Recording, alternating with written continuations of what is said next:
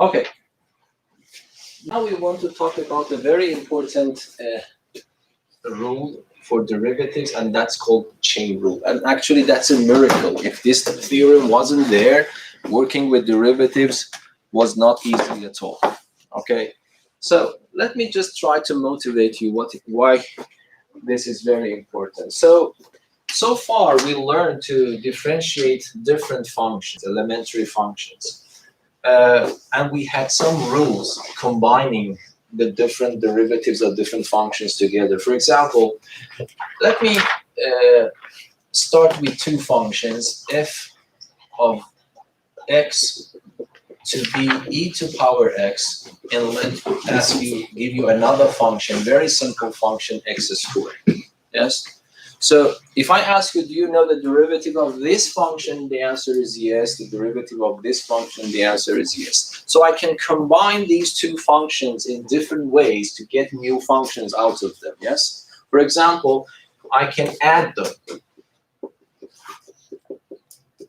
So then it becomes e to the x plus x squared. If I ask you, do you know the derivative of this new function? Again, you answer yes, because we also have an extra rule, and that is the sum rule. Yes. So we know that if I have the sum of two functions, if I want to take the derivative of that, this becomes the derivative of the first one, the derivative of the second one. So this is a rule that tells you that if you know the derivative of f and g individually, then I can tell you how to calculate the derivative of this sum. And the rule is very simple. It tells you that just to take the derivative of the first one, derivative of the second one, and add them. Yes? So, and then, for example, if I ask you f of x minus g of x, do you know the derivative of this one? Again, you will say yes, because we know another rule that if I am interested in calculating the difference, the derivative of the difference, I can calculate the derivative of the first one, the derivative of the second one, and then subtract them. Okay, if I multiply them, okay, so this becomes e to power x multiplied by x squared. If I ask you, do you know how to differentiate this one? You might say not yet, but we will study this later, okay? So that is called the product rule. There is a rule how to differentiate this one. So for example, let me just write it.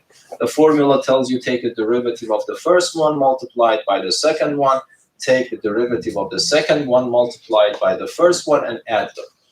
So the formula becomes a little bit complicated. We will study this later. Something similar for this we have for division, yes? So this becomes this formula. Don't worry about these things yet. We will talk about them later. But what my goal is that if I ask you, do you know how to differentiate this one? You would say yes, because I know how to differentiate these two. Can you do this one? Yes, again, the same answer. Can you do this one? Again, the same answer. Yes? But let me make another construction. So let me give you a function of this form.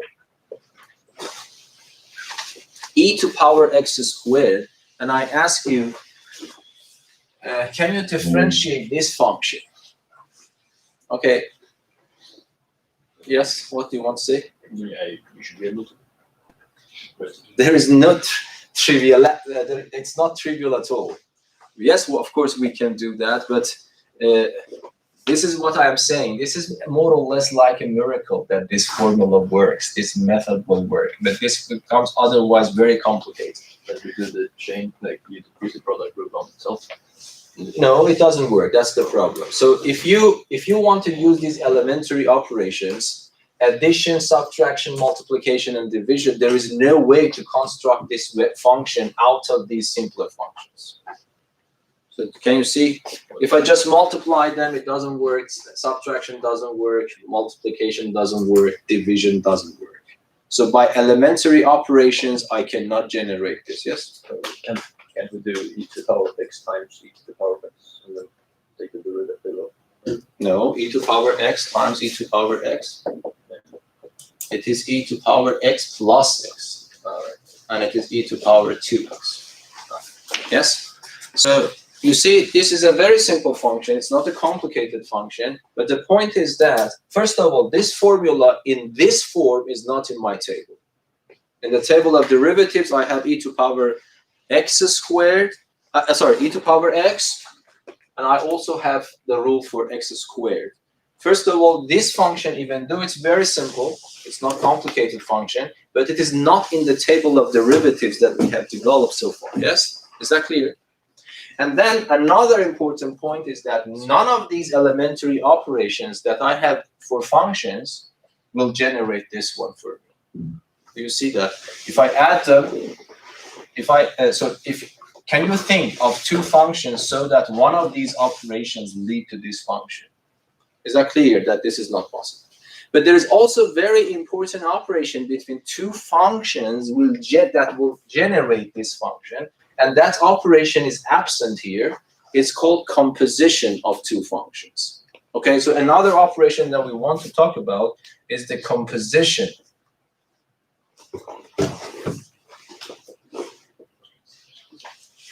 So somehow we are combining two functions, but the terminology in mathematics we use is composition. Okay, so the composition of two functions.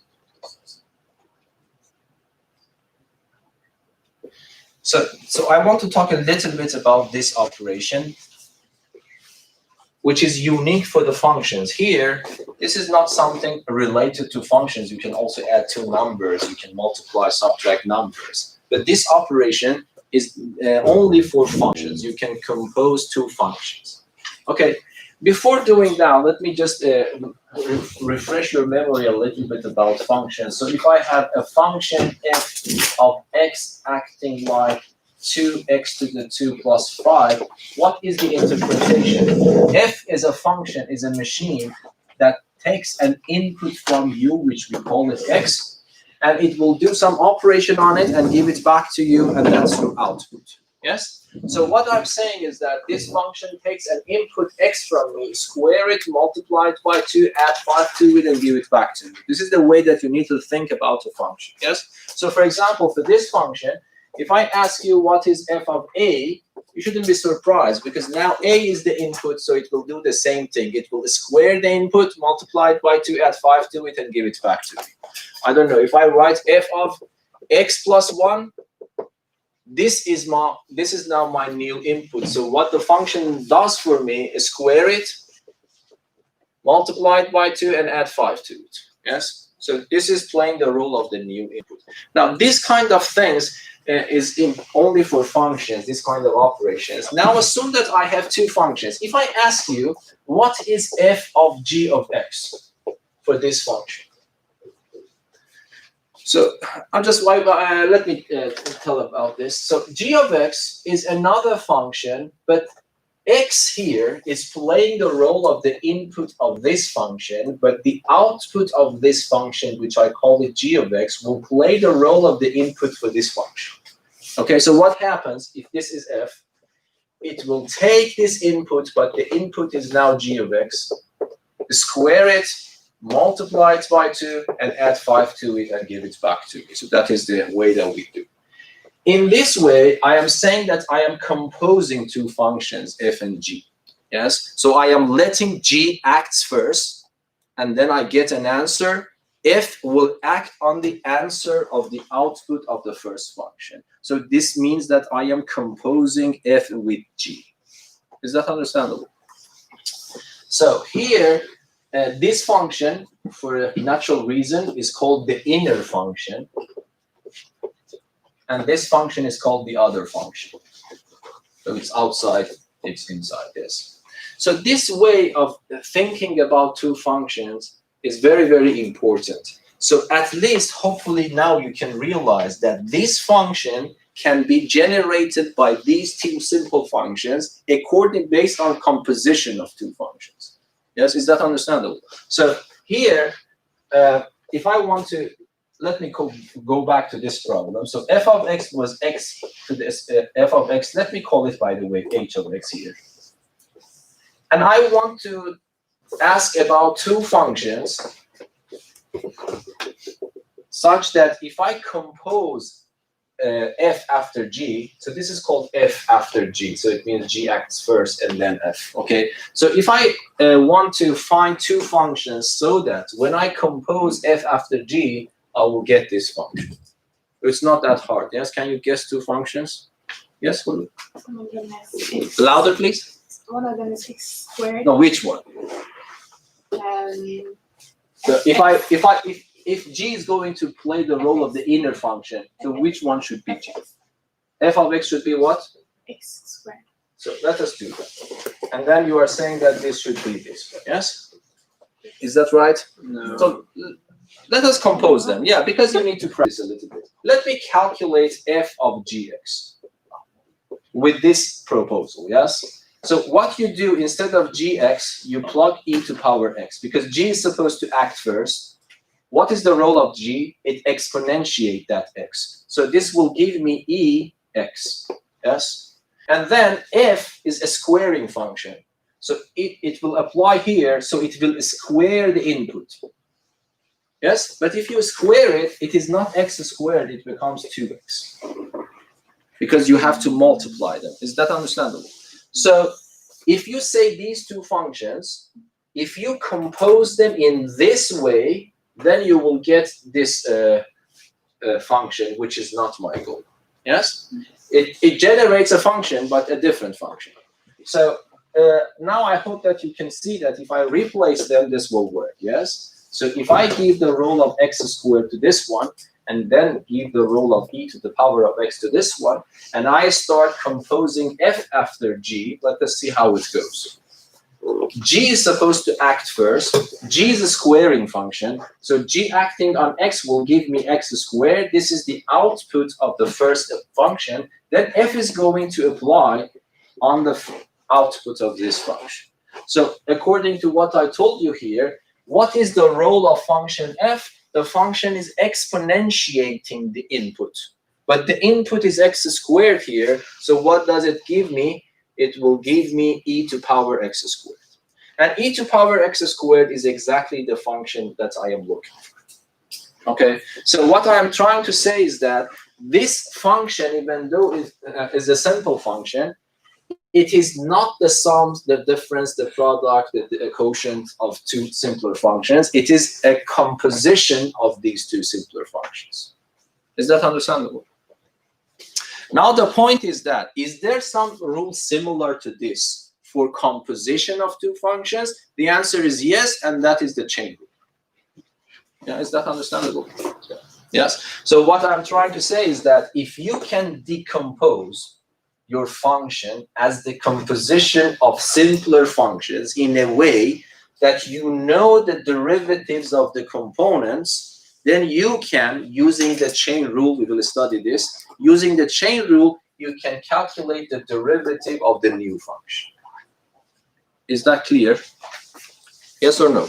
Yes. Okay. So here, it's also very simple. You don't need to distract yourself like that. So if I ask you to calculate this with your calculator with a number, for example, let me choose x equal to 5, and I ask you to calculate this for x equal to 5.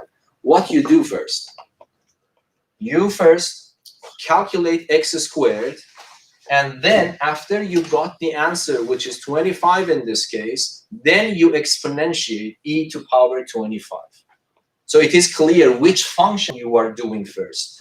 That function that you are doing first is called the inner function.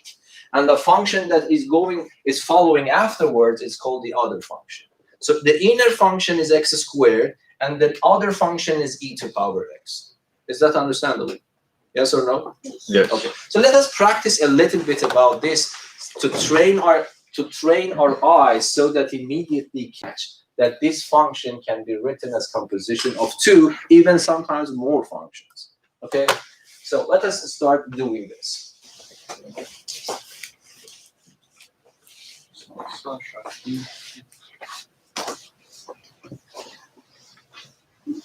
Okay, so example.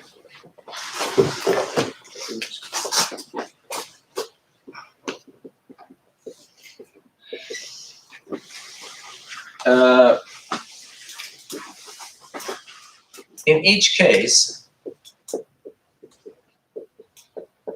write h of x as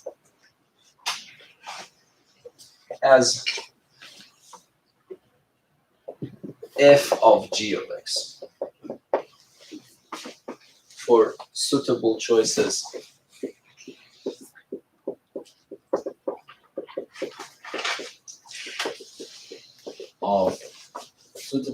for the functions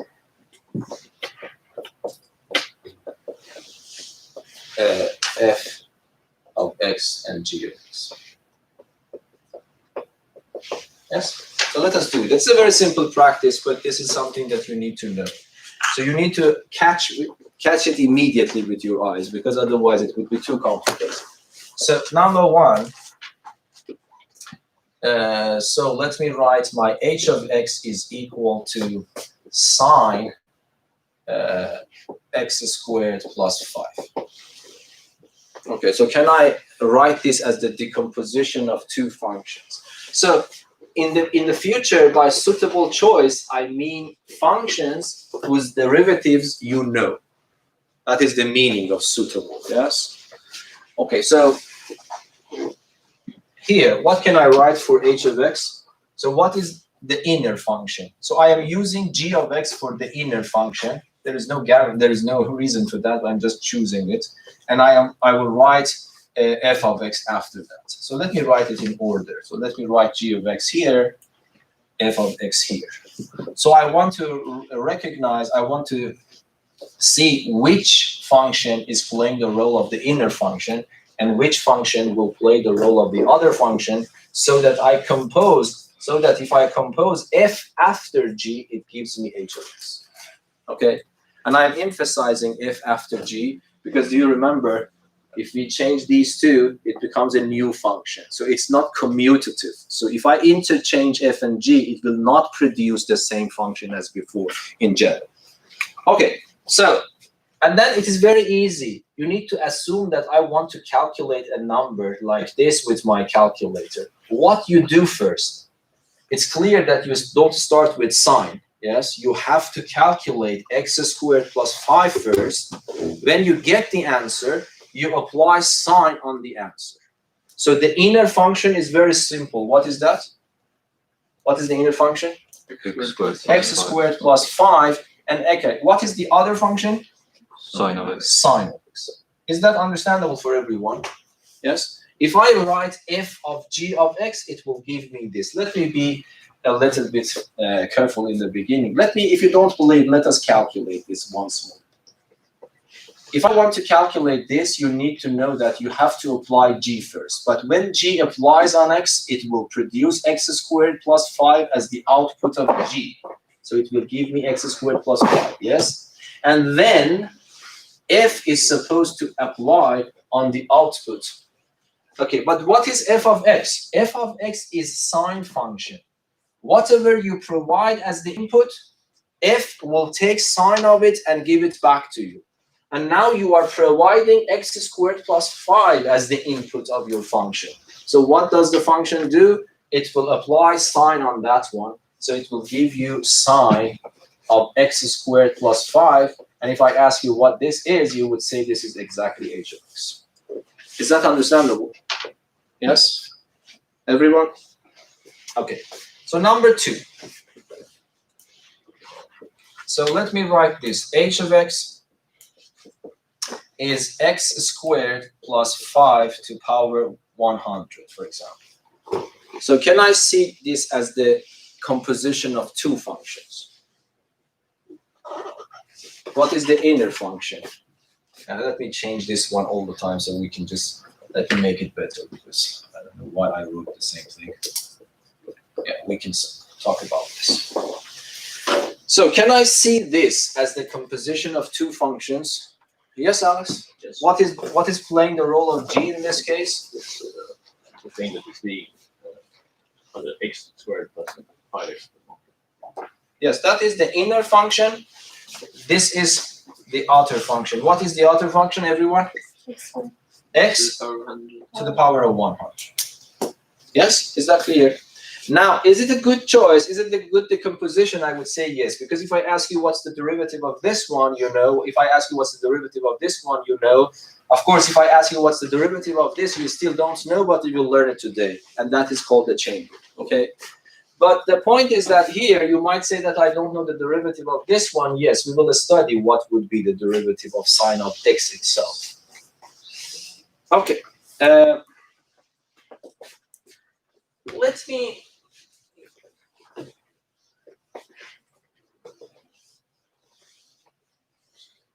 give you a little bit another example, which can be written as the composition of three functions. Okay, so example.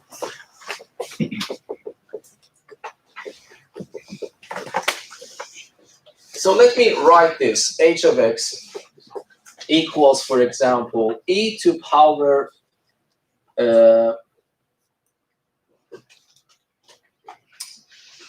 sine. Let me write cosine this time. So cosine of x squared. So I haven't written what I mean, but I want you to decompose h to as many functions as possible. Again, I want you to decompose this function to the functions that you already know the derivatives, assuming that we will learn the derivative sine of cosine and tangent later, okay? So if I want to write this can be written as the composition of three functions, yes? Because if I want to calculate this, the first thing that I have to calculate is square x. After x squared is found, I apply cosine on the answer. After the answer to cosine x squared is found, I exponentiate that number, yes? So that would be three functions, not two functions. So if I want to write the innermost function, let me call it f1, the innermost function. Okay, so the innermost function f of x. What is f1 of x? X squared. And what is coming after that, let me call it f2 of x. What is that one? Cosine of x. Okay, and then what's coming after that, the othermost function, is what? E to the power of x. So that is the othermost function.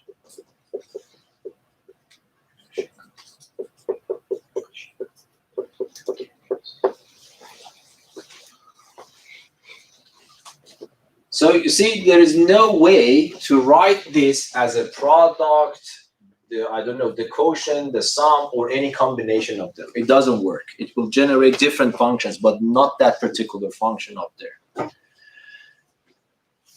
Okay. Is that clear? Now that we know how to decompose a little bit more complicated function to the composition of simpler functions, then the question is, the natural question is that, is there any rule that I can use that rule to differentiate a composite of functions? Yes? And the answer is yes, that's the chain rule. I just want to present the chain rule here, and then later I will make it more complete. So today, let us just, you need to trust me on that. I will give you the formula, and I want to teach you how to use the formula. And that's the only thing that you need, at least for the exam. But I will go back and make it a little bit more deeper in the coming session. Okay, so today I want to introduce you the chain rule without knowing why this method will work, but I want you to practice on learning how to use it, and later I will go back and make it more complete. Of course, there is a sketch of a proof. They are actually selling it as a proof. The proof of the chain rule is not that simple. It's a little bit more complicated, so I cannot present it in its full entirety, but I can sketch the proof. More or less understand why that's correct, and that's included in the book. I will come back to that later, okay? So the chain rule is this.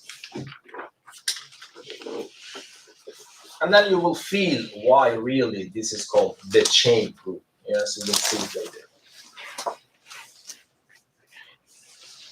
Let me write it in a correct form. So I would say if, let me write this. If G is differentiable at A, and F is differentiable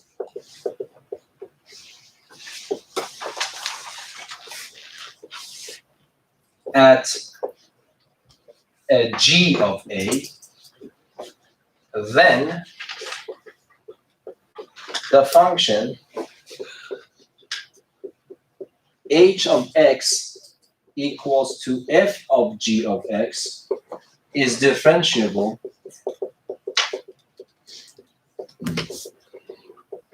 at a, and h prime at a is equal to f prime at g of a multiplied by g prime of a.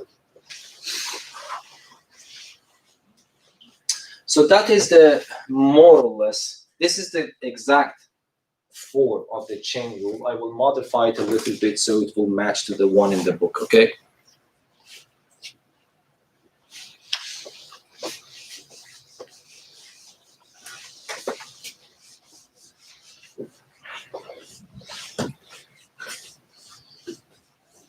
So this tells you that if you have the composition of two functions, f and g, and you have two pieces of information. First of all, you know that the inner function is differentiable at some point, say a. It means that the derivative of g at a exists. And moreover, the derivative of the outer function calculated where? Calculated at the output of the first function applied on the a.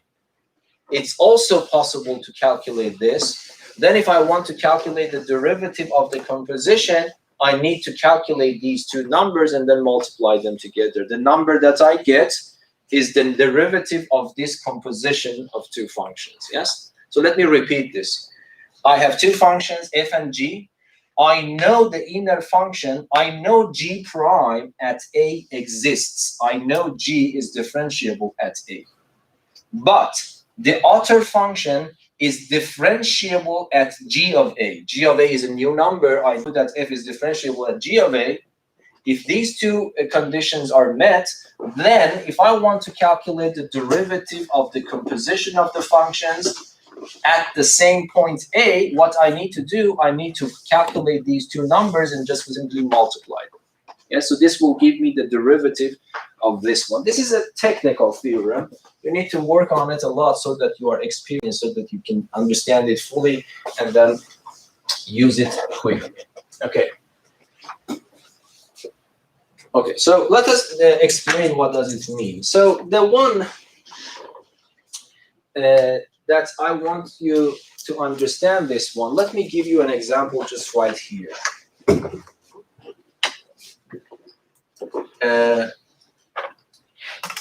Example.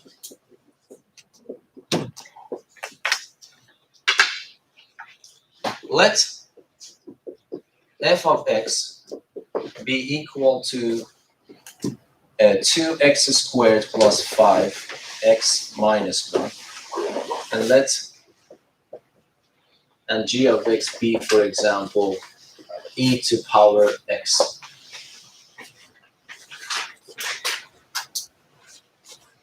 If h of x is equal to f of g of x, whenever you see this, you immediately realize h is the composition of two functions f after g. If h is this, determine h prime of 0. So you want to calculate the derivative of this composition function at 0.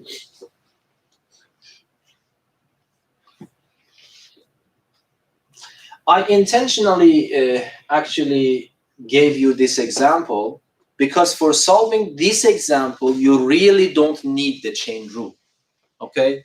I want to solve it in two different ways. The old method that we know, the new method using the chain rule, and compare the answers so that you get a little bit feeling of why this is correct, okay? So let me ask you one thing. Assume that I forget about what I told here on this board. In principle, if you have studied so far your lesson, you really know how to calculate this. How should I do that? Forget about all the information I gave you here today. By the way, this combination, I don't know, do you remember you had these kind of combinations when you were studying functions, yes? So it is not related to the lesson that I just am telling you. If I want to do, because it's a very important example, that I want you really to do it in two different ways. Yes, Alex, do you want to answer? Who wants to answer? There is a, pardon? You can just substitute x for e to the power of x. Yeah, exactly. So it means that if I want to answer this, first of all, I find my function. If coincidentally this is a function that I know how to differentiate, I don't need any new rule for that. Yes, is that clear? So method one, let me write it here. Method one, no chain rule.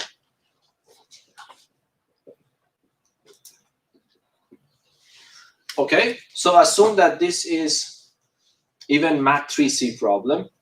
If I give this as a, I don't know, level 1 problem, good level A problem, they should be able to solve it in principle. Yes, they ask themselves, I want to calculate the derivative of a function at a given number.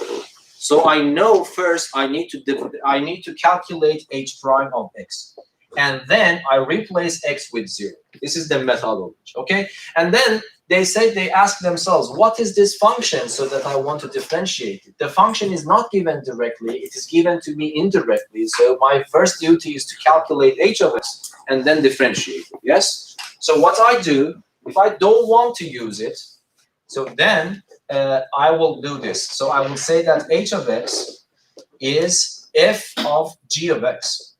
And then g of x is e to power x. And then what is f of e to power x? It means that I go to my function, I replace x at the input of f with e to power x everywhere. So this becomes 2 e to power x to power 2.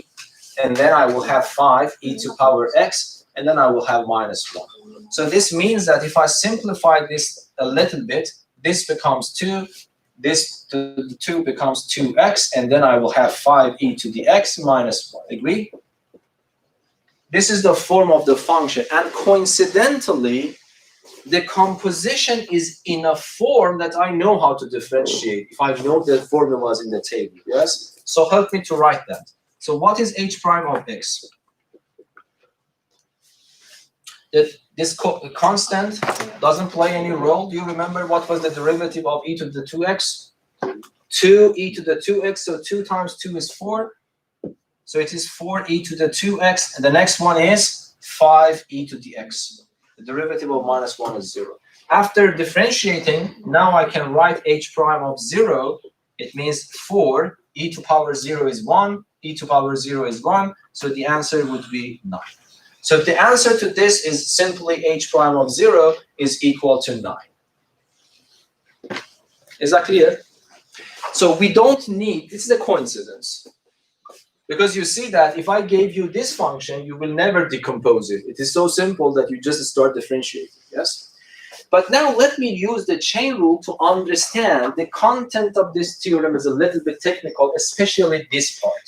I want you to have a good understanding of this part, okay? So if I want to solve it using the chain rule, then I will need your help. So let me write this formula up top here.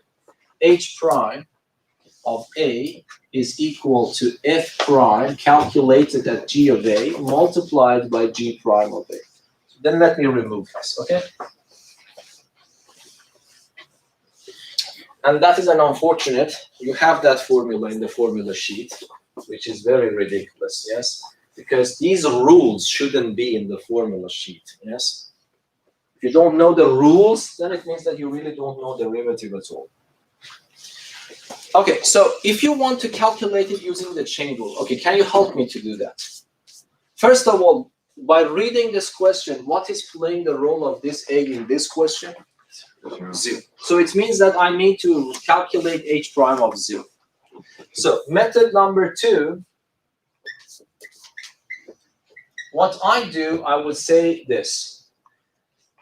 I would start from the chain rule. Let me rewrite it again so that I can memorize it as well. So this becomes f prime of g of A multiplied by g prime of A.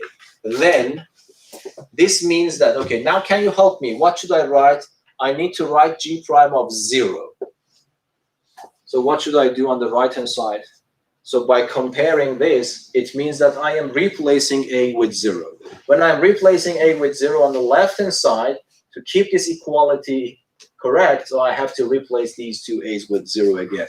So this becomes f prime of g of 0 multiplied by g prime of 0. Understandable? Okay, now I need to come back and focus on how to calculate these two ingredients. Because if I know this, I just simply multiply them. But let me start with the simple one, g prime of 0. So this means that I need to answer these two questions. What is g prime of 0? What is f prime of g of 0? Now I want you to repeat, tell me how should I calculate, because I want to make sure that you really understand. For calculating g 0, what is the first step that I have to do, everyone? Take the derivative. Take the derivative of the function. Yes, because I want to calculate g prime of 0. So this means that to answer this question mark, I have to calculate the derivative of the function. But this is a coincidence. So the derivative is itself equal to e to power x. And then how should I calculate the question mark here? I need to replace x with 0. Yeah? So g prime of 0 becomes what? E to power 0. So this means that g prime of 0 is equal to 1. That is the first question mark. And now how should I calculate? This I want you to understand, okay? How should I calculate the second question mark? The first step, tell me. Everyone. Yes, Luba? Differentiate f of x. Yeah, that's also possible. Might be I can interchange it. I was thinking another thing. That's also okay. So I would, yeah, let us do that. So if you want to answer this question, differentiate f first. So f of x is equal to this function. Okay, but f prime of x is what? 4x plus 5. This is the first step. The second step. What should I do as the second step? Pardon? No, not yet. Be careful. What you want to calculate, this I want you to learn. This is technical. You need to learn this part. You want to calculate f prime of g of 0. Luba told that because I want to calculate f prime at a number, exactly, I calculate the derivative. But what I need to do, I need to know what is G of 0. What is g of 0? So it means that I calculate g of 0 as well. Be careful. I am calculating g of 0. I am also calculating g prime of 0. Okay, what is g of 0? It is e to power 0. It's 1. Oh, okay, sorry. Yes, might be because I'm thinking in a very straight way. So yeah, but you need to tell me calculate g of 0. Okay, yeah. Because when you say y, I thought that you were talking about this one. That's a coincidence here. That's a bad example. I should have given to 2x or something that they are not the same or something 5 times that one. It's what was better. Okay, now I need to go to this question mark. So question mark f prime of g of 0. It means that I replace this here. It becomes f prime of 1. But what is f prime of 1? For calculating f prime of 1, I go to the derivative of f and replace x with 1. Yes, so it becomes 4 times 1 plus 5. It becomes 9. And now the final answer, the question mark, is the product between these two things that I have already calculated. One of them is this one, 1. And the other one is 9. And when I multiply them, it becomes 9. Okay, so here you see that the answers are the same. But this is what I want to tell you is that you cannot say that I will not learn this new method and I always use this, because this is sometimes impossible to use this method. Okay, so that was a coincidence that we could do it. And at least you have now some feeling about how should I calculate these ingredients in this function. Any questions so far? But now let me change it to a formula, not for a, for any possible x. If If g is differentiable at x, f is differentiable at g of x, h will be differentiable at x, and h prime of x is f prime of g of x multiplied by g prime of x. That is the formula that you will have it in the formula sheet, and it is given in the book. Okay?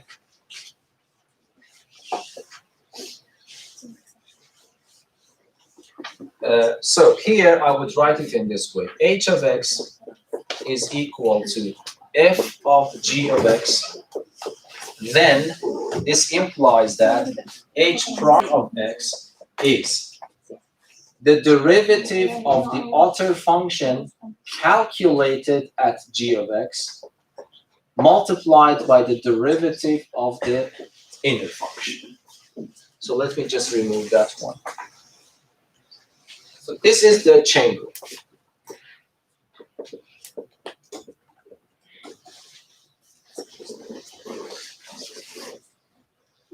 Now let us do some exercises using exactly the formula, but if you want to always use exactly the formula, it becomes tedious. So then I need to teach you how to immediately do the calculations. But I want you to fully understand what's going on first. So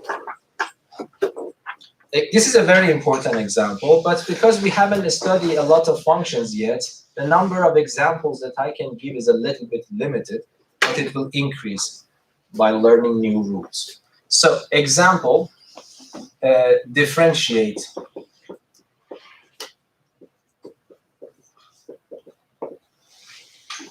So, number one. Let me start with a famous function that is actually motivated by the book. So here, let me ask you one question before solving this problem. If I ask you to differentiate this function, do you really need the chain rule to do this, or you could do it in Math 3C as well? Yes, everyone? You can do it. Yeah. How? We should expand it. Agree? I can expand it. It becomes the first one to the 2 times the first one. So that's a Math 3C problem. But assume that I increase the power to 200. In principle, that's also doable, but then the problem is that I have to multiply this by itself 200 times, yes? And then it becomes a polynomial, and then I need to start to differentiate that. But that's an exponentially hard problem, yes? Because it would be 2 to the power 200 terms in that polynomial, which is a huge number. But now, so this is what I'm saying. This is not just a choice, okay? So here I would say here, it is in principle doable, but from practical point of view, it is not possible to use the old method. But there are some functions that there is no old method for them. You have to use the chain rule, okay? So let us give those examples. If I want to differentiate this function, immediately I need to train my eyes so that I can immediately see that this is the composition of two simpler functions so that I know the derivatives. So can you tell me what is the inner function here? And what is the other function? Yes, do you see that this is a composition of two functions? What is the inner function? X squared plus 1. Yes, and what is the other function? X to the power of 200. X, yeah, that's very good that you understand that you need to write x. X to the power of 200. Okay, now I need to little by little calculate these things. This one is always easier. So let us just do that. Immediately, I realize that g prime of x is what? Is 2x. I know that immediately. But this is a little bit technical. Can you tell me how should I calculate it? Understand how you need to calculate. The first step, as Luve told, is to calculate the derivative f. So I calculate the derivative of f, which is again very simple. Yes. And then I have to replace x with g of x. Okay? So the next step, so there is one step for that one, 2 steps for this one. So this becomes f prime of g of x is equal to, what I need to do, I need to replace x everywhere with g of x. So it becomes 200. I have an empty space here, 199 on top. This empty space should be filled with g of x. But what is g of x? Is x squared plus 1. So this empty space should be filled with x squared plus 1. Is that understandable? Now I have this one and this one, and I have the formula. I'm just multiplying them. Yes. So this means that therefore h prime of x is equal to this expression that I got multiplied by that expression. So this becomes 200 x squared plus 1 to the power of 199 multiplied by an extra 2x. And then, of course, this can be written in a little bit simpler way. I just multiply 2 by 200. It becomes 400x. And then I have x squared plus 1 to the power of 119. That would be my answer. And it is very important that if you don't appreciate this rule, you might think that I can just bring 200 down and write 199. The answer will not be this one. So it is very crucial to really appreciate the chain rule. Is that understandable? So that is the whole point. But this can be a little bit complicated and a little bit tedious if you all the time want to write it in that way. But let us do some practice here, then I will teach you how to do it a little bit faster. Okay, so let me go to another example.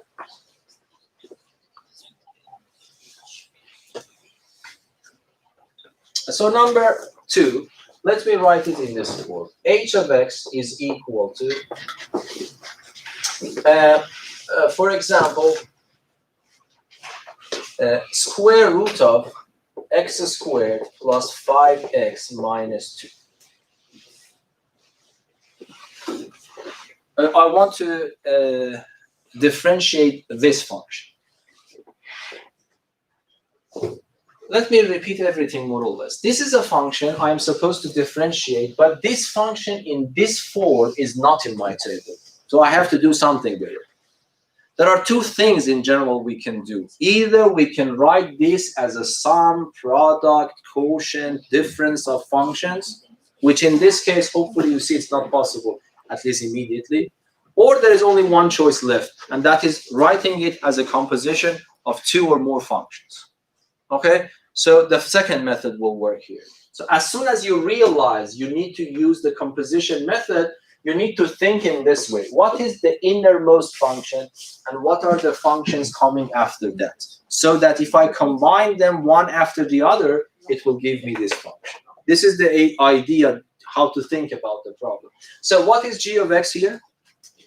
It's very easy. If you have any doubts, please let me know so that I can fix it. This is the first thing that you calculate.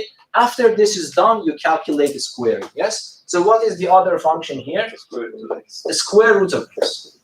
Exactly.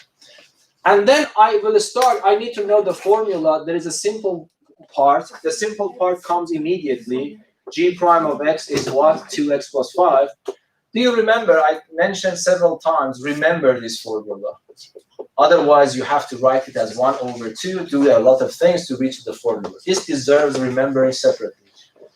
I hope that you remember it. So that is the formula. But for this part, you need to do one more step. What is that step?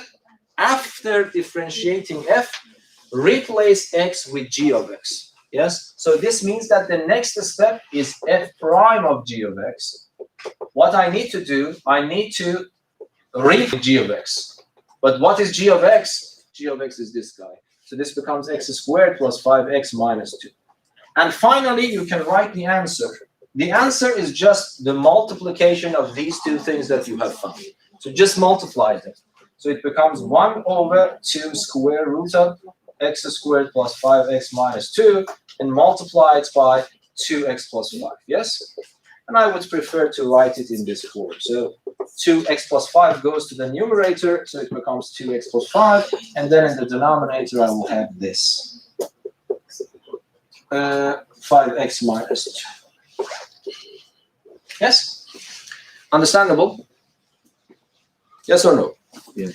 Okay, now let us go to see. I want you to help me to write this if my function is composition of more than 2 functions.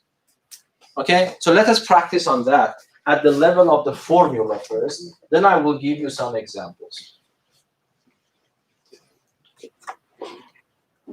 By the way, let me also put this example we started with. Do you remember? Now everything is ready to differentiate this. e to power x squared. Let us do that one as well, and then I will go back and try to generalize the formulas. By the way, this is a lesson. If you don't learn it, you will not learn anything after that. So it's very extremely important to understand this lesson. Very good. So here, h of x, do you remember I started with this simple function, but hopefully you understand that this is not doable at all.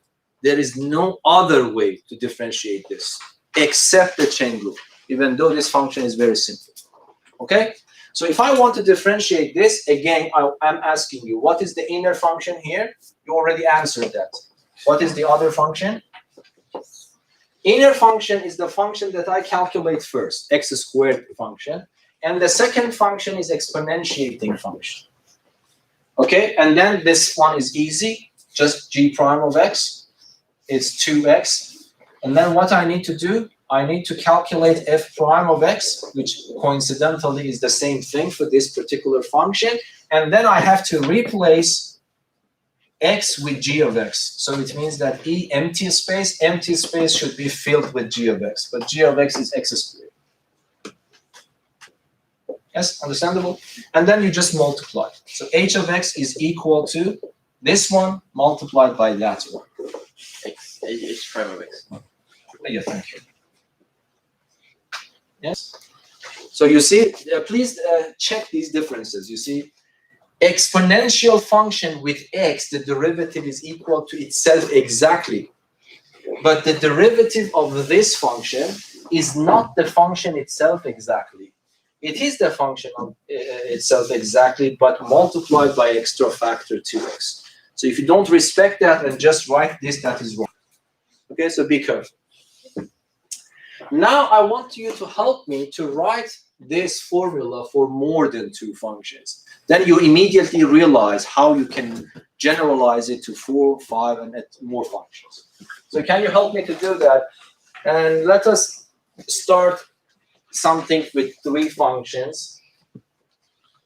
So I have h of x is equal to, let me write f3, the uttermost function, then the second f, then the first f. I don't know, is this a good way of writing f, g? Yeah, let me write it like that. I want to write a formula like this. This was a formula for 2 functions. I want to write similar formula if I have the composition of more than 2 functions, in this case, 3 functions. Okay, how should I do that? The strategy, just talked about strategy, I will continue the rest of it myself. What is the starting point? I want to know how to calculate h prime of x. So let me write this. H prime of x is wanted. The strategy, just tell me the strategy, I will continue myself. Yes? Maybe this multiplied with x to x. No, just talk, yeah, you are right, but just talk me about strategy. What you are saying, you are taking this as one unit inside, yes? So we can say that I can see this as the composition of 2 functions. So yes, you are right. So I will take this one to be g of x. Now, instead of viewing this as the composition of 3 functions, I just view it. This is the same story, but I'm just viewing it as the composition of 2 functions, and I know how to act when I have 2 functions. Now I need your help. So what is h prime of x? What I need to do is just go to the inner function and take the derivative. So it becomes g prime of x. Yes? And then I need to multiply it by the derivative of the outer function. The outer function here is f3, so I take the derivative. And I have to calculate it at the inner function. So the inner function is g of x. Is that understandable? So what I have done, I'm just using this one. But now I can write something for this one according to the composition of 2 functions, because g itself is the composition of 2 functions. Yes? And then, so let me continue. F prime of 3, instead of g of x, I plug this back. Nothing that I can do more.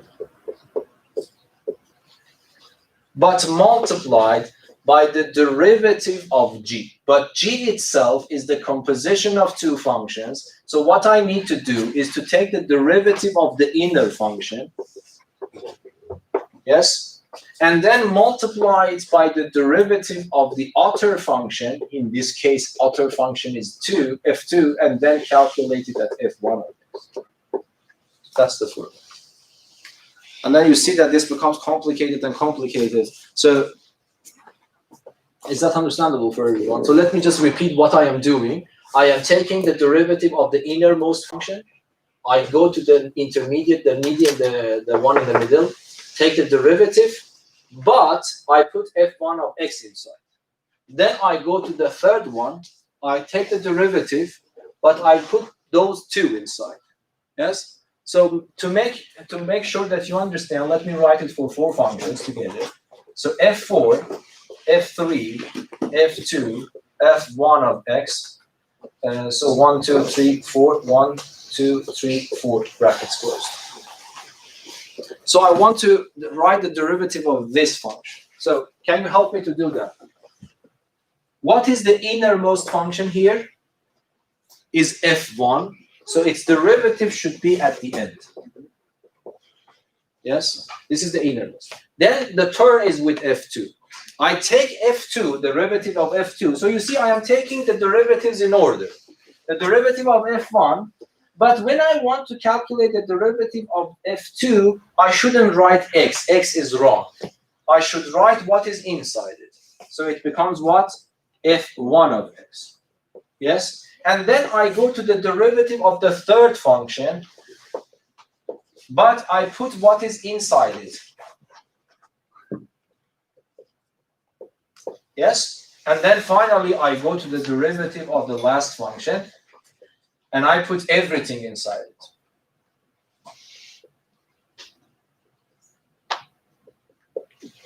Yes? So that is the derivative if I have the composition of more than 2 functions. So that is easy. Easy, I mean that it's easy to write it down, yes? Calculation is a different story. And the calculation would also be easy, not that hard, because I will not follow all these details. I want you to understand. When you understand, you can just do it quickly, okay?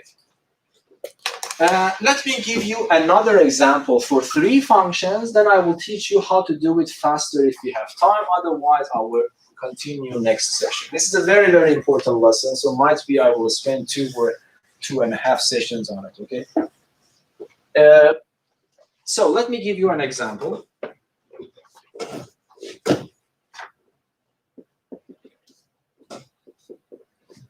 Differentiate.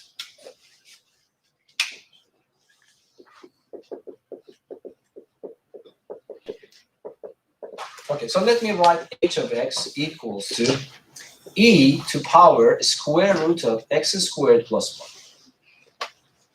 Let us take this one. I can see this as the composition of 3 functions, yes?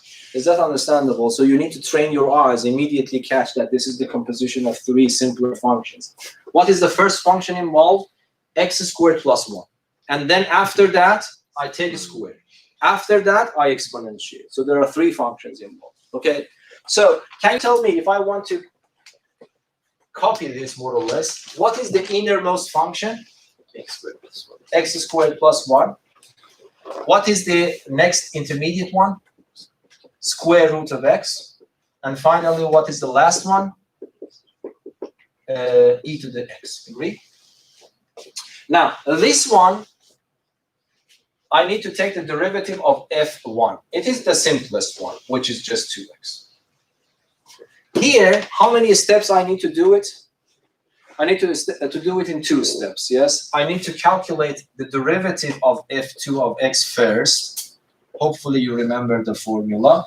And then you need to calculate, look at the formula here, you need to calculate f prime 2 at f1 of x. So it means that here I need to go to f2, f1 of x, which is this one.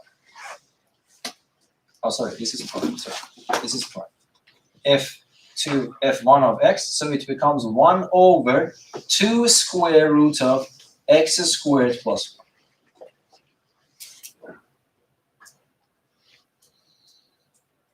Everybody happy? But this one, it's of course the function is very simple, so it's not complicated. I need to take the derivative. You don't need to look something. You just take the derivative first. Coincidentally, it becomes the same thing. And then what I need to calculate, I need to put f2 of f1 inside it. Yes, so what is f2 of f1? So this means that f prime of 3, f2 of f1 of x. Okay, but can you tell me in your head, what is this one? F1 is this, F2 is this. If I just compose these two, it becomes a square root of x squared plus 1. Agree? And now f prime of 3 should be calculated at this point. So it means that I replace x with that expression. So you see, 2 steps. So it's 2 steps or 3 steps. Yeah, it should be 3 steps, okay? The derivative, and then this one, and then this one. But I rewrote it quickly. So I need to multiply. The answer would be this one multiplied by this one multiplied by that one.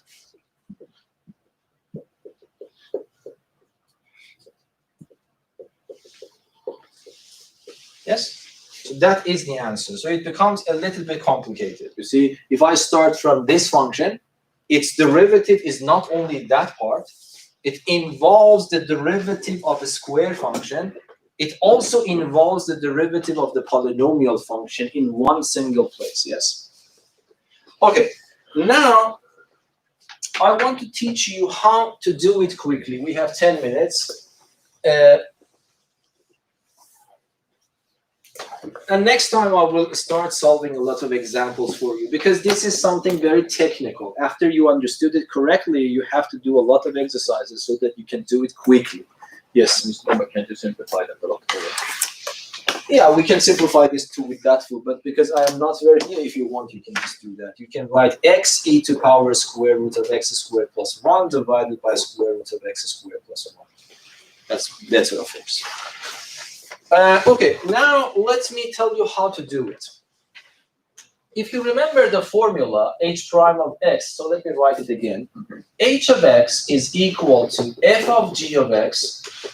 I told you that h prime of x is equal to f prime of g of x multiplied by g prime of x. Yes?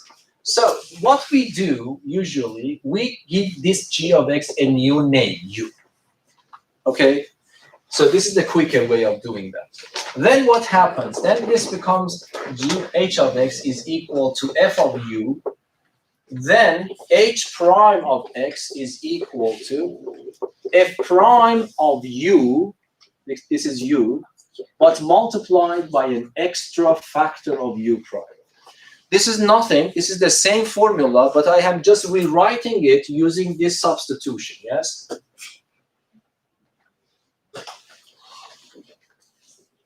Is that understandable? I have just substituted something new for that. So that's the same formula. I'm not inventing a new thing, okay? But this is very effective. You think in that way, okay? So for example, let us go back to the simpler example we had. If I remember correctly, it was x squared plus 1 to the power of 200. So assume that this is given in the test and you want to do it. If I explicitly mention, motivate how you are using the chain rule, that would be the same story. You have to motivate it for me. But if I just say differentiate this function, you don't need to motivate. You need to think in this way. So this is what I want to teach you right now. You need to take the innermost function to be u in your head. You even don't need to write it down, okay? So what is the innermost function here? X squared plus 1, yes? So you take this one, u. Okay? So if I ask you, do you know the derivative of x to power 200? Okay, you will answer 200 x to power 199. This you know, okay? It's in your table. Now, this is not x to power 200. It is u to power 200, but u itself is also a function of x. You need to think in this way. you can pretend for a moment that u is the same as x. What is the answer? The answer would be 200 u to power 199. Yes, but what is u? So let me write it. But you need to remember this, only this factor that you have to multiply it. So you need to write it u prime. Is that understandable? So this is the way that you need to think. Take the innermost function to be u and pretend that this u is the same x. So you know how to do it. The only thing is that x has been replaced by u. Everything goes okay until the very last step, that you shouldn't forget about an extra factor of u prime. Is that understandable? By practice, you will learn that, okay? So this becomes 200. What is u? Is x squared plus 1 to the power of 199. And what is u prime? 2x. It's 2x. And that's the same answer we got, okay? And you really don't need to write this step. If you know, it's better to be able to write this quickly, okay? So let me do this example for you. This will tell you how to do that, okay? Yeah, let me just do it here. I have h of x is e to the, I will come back to this, don't worry. I know that this is a little bit technical. I will start solving a lot of examples for you next time. So h of x is this expression. So what is the innermost function here? Okay, so that is a little bit not correct if I told you, because for two functions that is correct. But here you remember that's a composition of three functions. There are two possibilities for taking something u. You might say that I will take the innermost function u. Okay? This is not a good choice here. Why? Because if you pretend that u is x, you will have this formula. But do you think that this formula is in your table? No. So even though this might be a good choice in the beginning, but if you take this one to be u, this becomes this function. This function in this form is not in your table. So this is not a good choice for the u, at least at this stage. So there is another choice for you. So this doesn't work. I clean it. What else I can take u? What is another choice, possible choice? This the square root of this. Do you agree? This is good. Why? Because if I do not look inside, I will have this function. The first choice of u gave rise to this, which I don't know the formula for. But the second choice of u gave rise to this, which I know the formula for. Is that understandable? Yes or no? Yes or no? Yes. Okay. And then, so you start, what I'm saying that, you start immediately writing the derivative the way that I am teaching you right now. You take the derivative of e to power u in your head, or you can use the table. What is the derivative of e to power u? Same. Is e to power u. But what is u? Is it finished? No.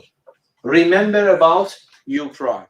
So you need to multiply by u prime. Is this a step clear? Yes. So you see, I took this as u, and then I will have e to power u. E to power u is a good choice because I know how to deal with this. The derivative of e to power u is e to power u, e to power u. But you need to remember to multiply by u prime. So this problem is not finished because there is a prime left to do. Okay? So you need to do another one. So it means that you copy paste this part, doesn't involving differentiation at all. Then you take this one to be u now. This choice of u was not suitable in the beginning, but this is suitable now, yes? Because if I replace this with u, what will I will have square root of u. I know the derivative is this. Yes? So the derivative of this one becomes 1 over 2 square root of u in this case. But it is not finished. I have to multiply by u prime. But u prime is this one. Now you realize why this is called the chain rule. Because the differentiations are coming one after the other like the loops of a chain, yes? So here, the derivative of x squared plus 1 is left. So I have to complete it. So then it becomes e to power square root of x squared plus 1. 1 divided by 2. This is the copy-paste part. And what is the derivative of this one? It's just simply 2x. The process is finalized here, yes? Because there is no track of prime left. So you see, the answer is exactly the same, but writing is less. And if you can do some of this in your head, you really don't need to write this down, okay? But you need to think in this way. So next time I will start practicing on this, okay? So I would say that, okay, if you want to do some, in principle, what is covered in the book is finished, but there are many nice examples in the book. I want to come back and talk about them. So what I covered more or less are these pages. If you want to read it a little bit, that's good to read the Swedish one, except this one with this red line, which is a sketch of a proof. I will come back to this later. I more or less covered everything at the level of the book, but I will spend 1 or 1.5 more sessions on completing what is here in the book, okay? So it's on pages 81 up to 84. 81 up to 84 in the book. Pardon? Yeah, I will always write if I don't forget, yes. Yeah, that is a very extremely important lesson. Please try to repeat it if you don't understand something.